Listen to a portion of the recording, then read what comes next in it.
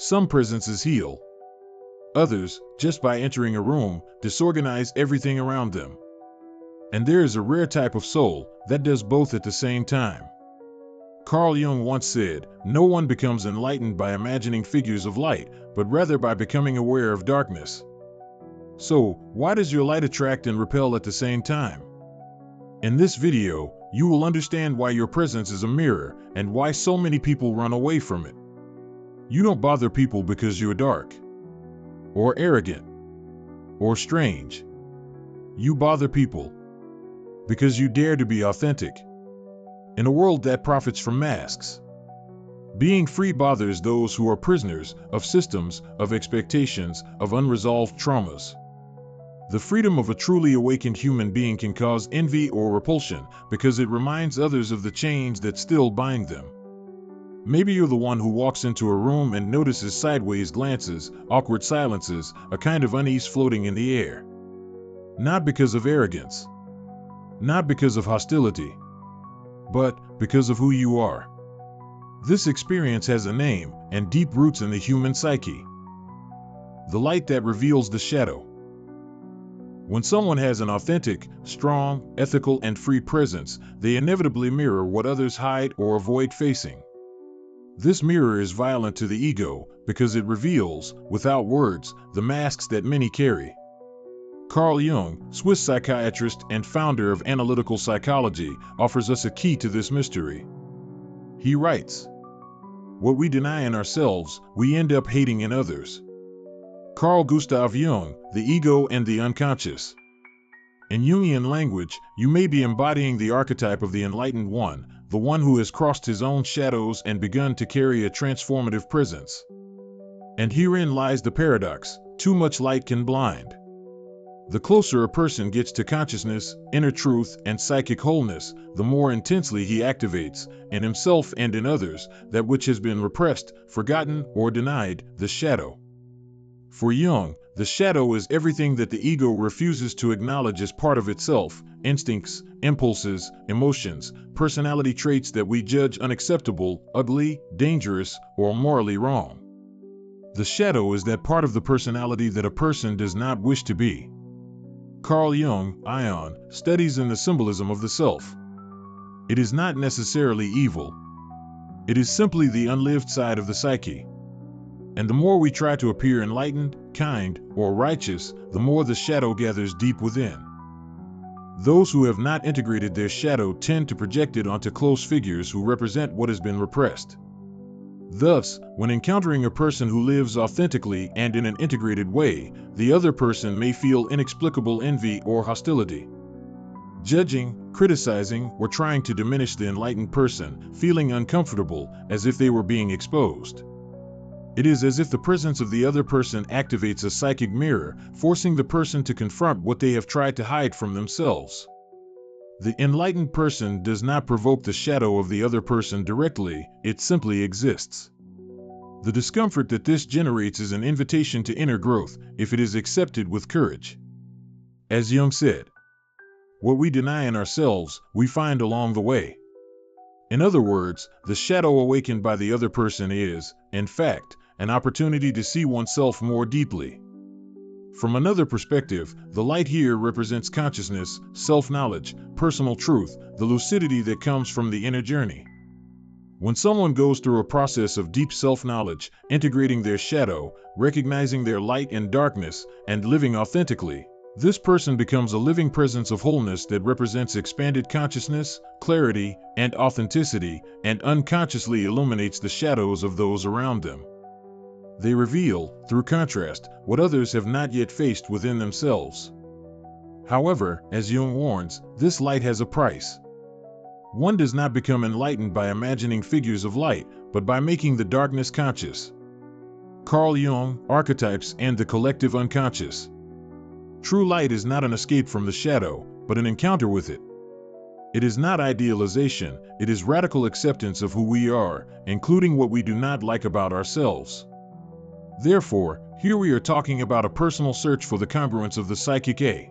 And the more you try to hide, the more your essence screams. Not to others, but to yourself. The real question was never, why do they reject me? The question is, are you ready to not be understood and still remain whole? Let me know in the comments if you identify with.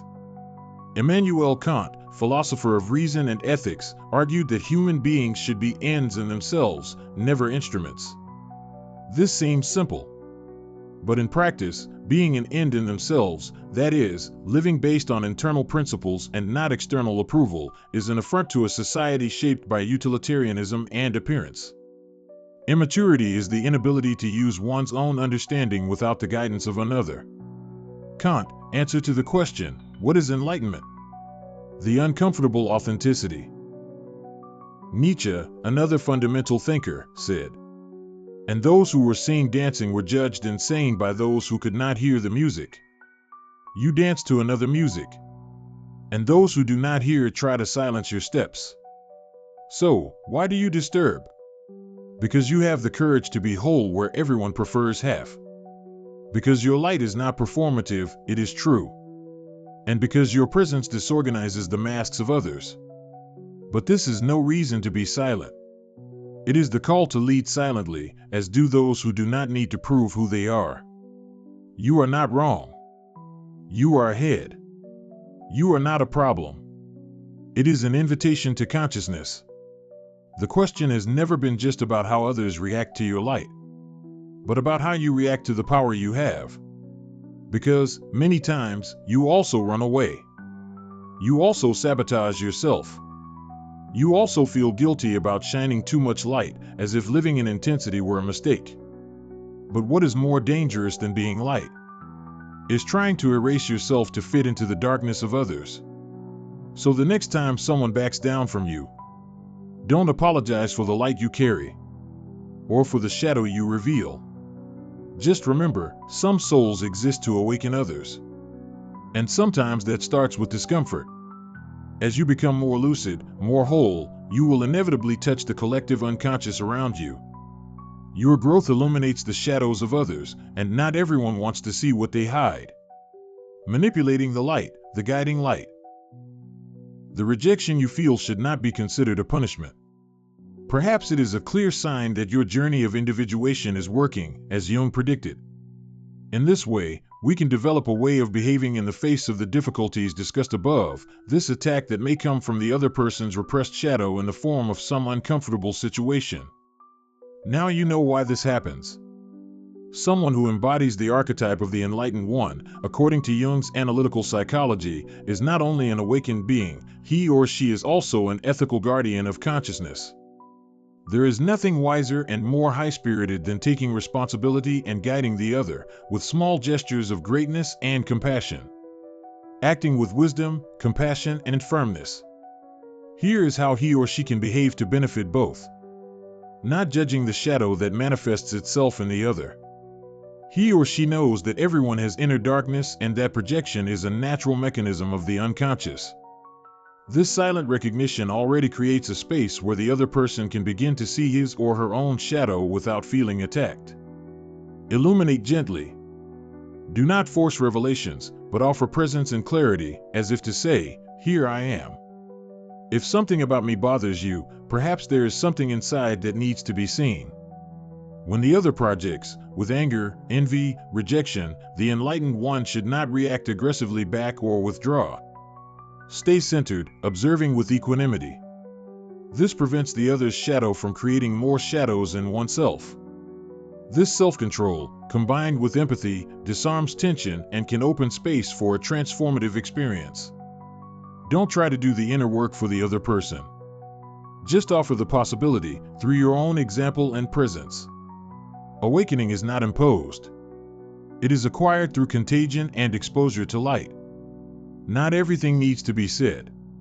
Sometimes, simple respectful silence in the face of pain, projection, or discomfort is already an invitation to introspection. Silence can echo in the other person's unconscious, and a seed can sprout there. If you liked this video, leave a like and comment on how this subject touches you. Subscribe to the channel to help us continue producing videos. Mentalize yourself.